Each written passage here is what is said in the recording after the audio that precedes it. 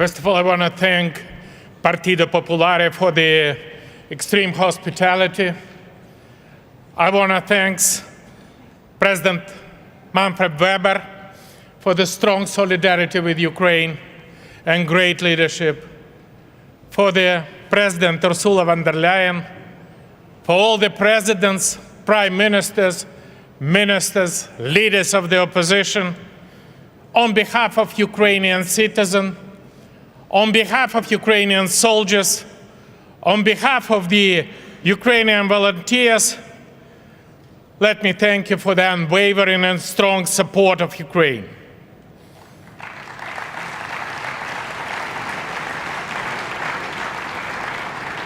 In time of the chaos and disruption, everyone is looking for the anchor of stability. And today, many nations see the European Union as such an anchor. I believe that under the strong leadership of the European People's Party, the EU will succeed in this mission. And I also want to congratulate and thank Chancellor Tobias Friedrich Merz, a strong leader. All the best at the helm of Germany. Dear friends, the global leadership of the free world is being tested by war of Ukraine. Top priority number one is to bring credible and lasting peace. We need a just peace, not just a peace. And it must not come at any price.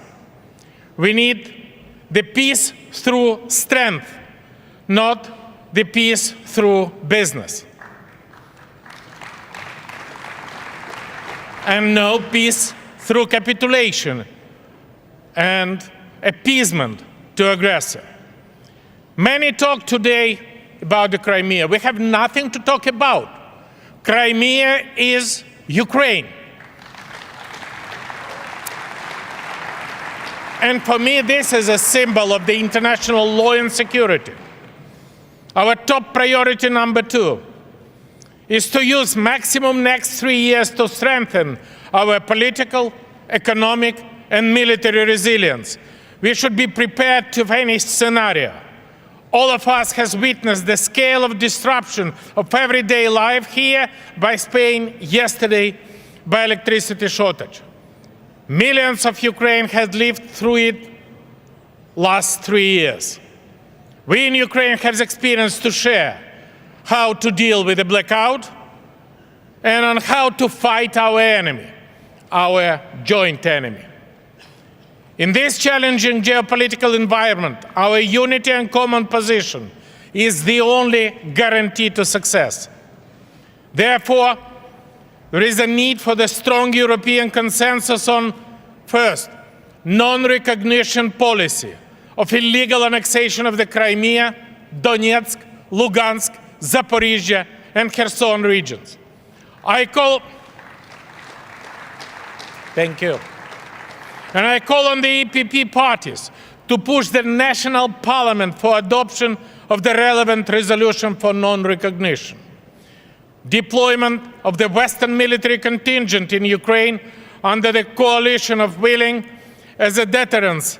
And I call EPP parties to be a promoter of this perspective for the sustainable security situation in Europe. Secure and efficient EU sanction regime against Russia until just and long-term peace in Ukraine. And I call the EPP party to stay committed to no return to business as usual with Russia. Strengthening Europe's and Ukraine's defense, military resilience, and capability to counter potential Russian threat.